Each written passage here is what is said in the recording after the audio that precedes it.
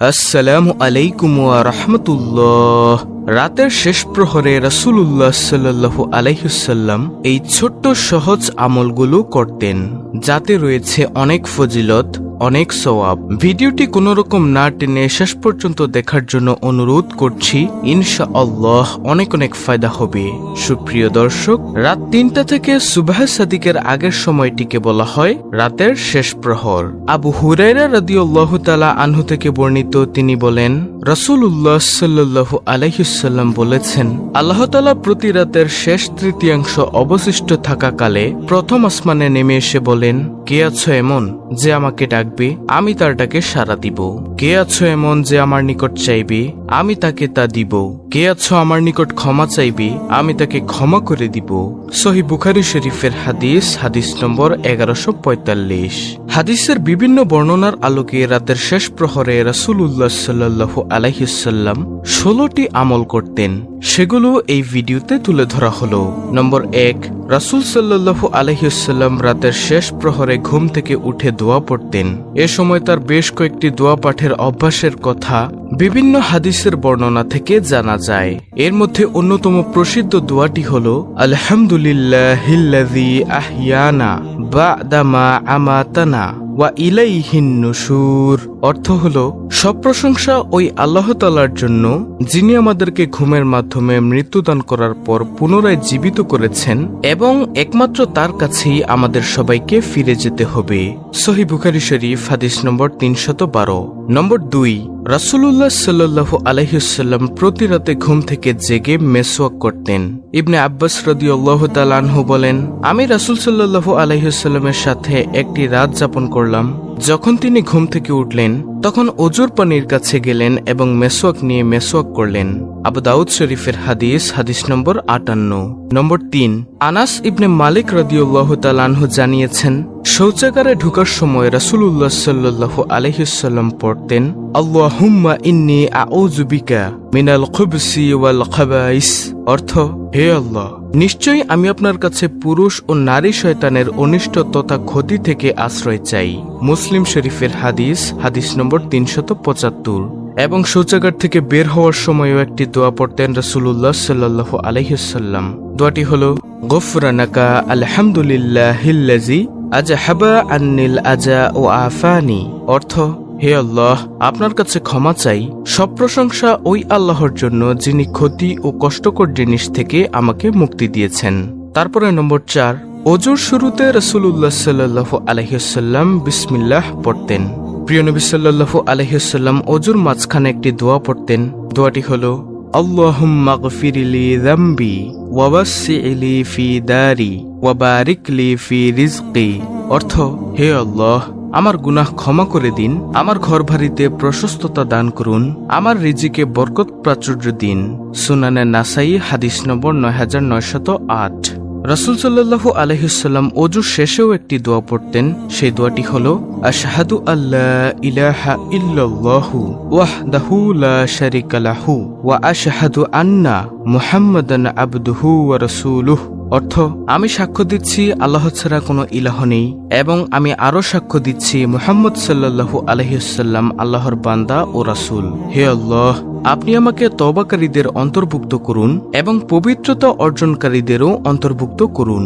রাসূল সাল্লাল্লাহু আলাইহি ওয়াসাল্লাম বলেন, তোমাদের মধ্য থেকে যে ব্যক্তি উত্তম ও সম্পূর্ণরূপে ওযু করে এই দোয়াটি পড়বে, তার জন্য জান্নাতের 8টি দরজা খুলে দেওয়া হবে, এবং যে দরজা দিয়ে ইচ্ছা সে জান্নাতে প্রবেশ করতে পারবে। আল্লাহু আকবার।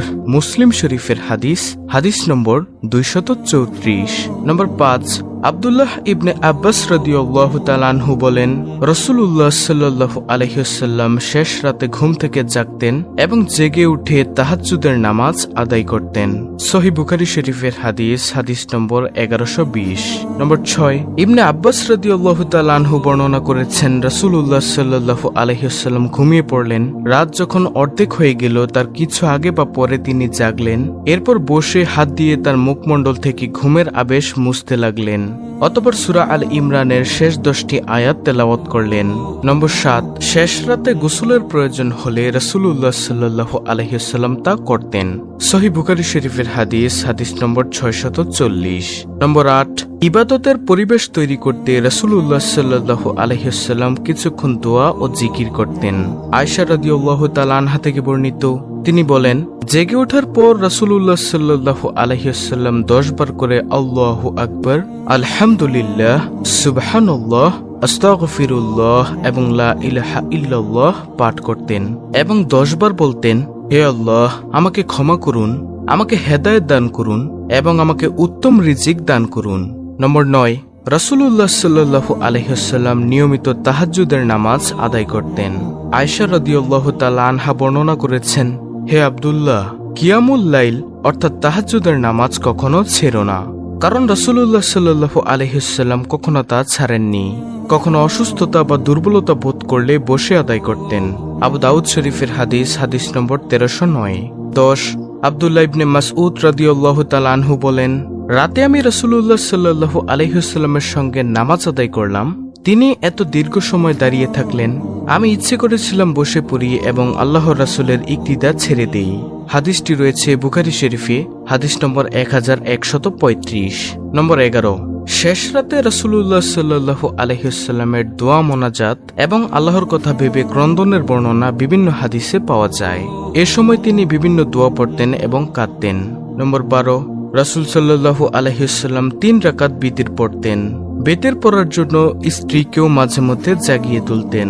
প্রথম রাকাতে সূরা আলা, দ্বিতীয় রাকাতে সূরা কাফিরুন এবং তৃতীয় রাকাতে সূরা ইখলাস পড়তেন। কখনো কখনো সূরা ফালাক ও সূরা নাস পড়তেন।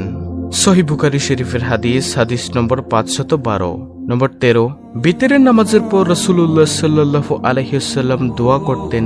বেতেরের নামাজের শেষে 3 বার বলতেন, সুবহানাল মালিকিল কুদ্দুস, অর্থাৎ মহামালিক, মহাপবিত্র সত্তার জন্য মহিমা। তিরমিজি শরীফের হাদিস নম্বর 3566।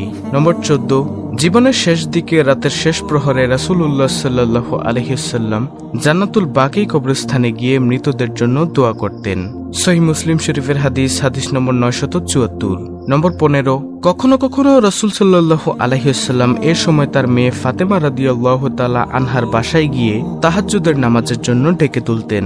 মুসলিম শরীফের হাদিস নম্বর 775। নম্বর 16, রমজান মাসে অথবা বছরের যে কোনো মাসের যে কোনো দিনে রোজা রাখার নিয়ত থাকলে রাসূল সাল্লাল্লাহু আলাইহি ওয়াসাল্লাম এ সময় সেহরি খেতেন।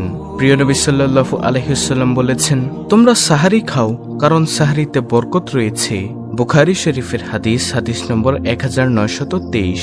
প্রিয় দর্শক, অত্যন্ত গুরুত্বপূর্ণ একটি ভিডিওটি ভালো লাগলে অবশ্যই চ্যানেলটিকে সাবস্ক্রাইব করে পাশে থাকা বেল আইকনটি অল বাজিয়ে দিবেন। ভিডিওটিতে একটি লাইক দিবেন এবং কমেন্টে আমিন লিখবেন এবং অন্য মুসলিম ভাই বোনদের কাছে ভিডিওটি শেয়ার করে দিবেন, যেন তারাও দেখে শিখে আমলগুলো করতে পারে।